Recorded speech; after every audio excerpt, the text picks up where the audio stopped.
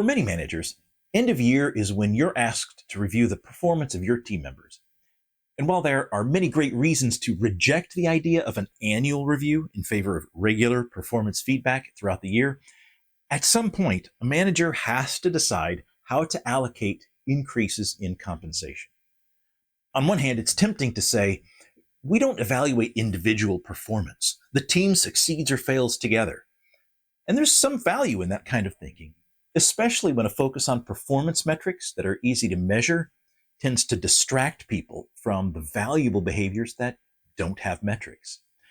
At the same time, individual compensation that's completely disconnected from performance can be demotivating to your high performers, pushing your overall team performance down.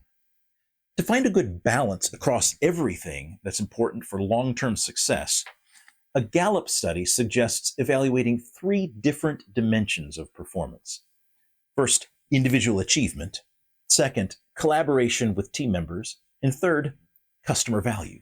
But when you try to measure those, you can lean so hard on data that it's easy for poor performers to game the system. On the other hand, a purely subjective review tends to perpetuate biases that overlook strong performers where you don't expect to see it. The Gallup study suggests tapping 3 sources of information to make your evaluation. First, performance metrics.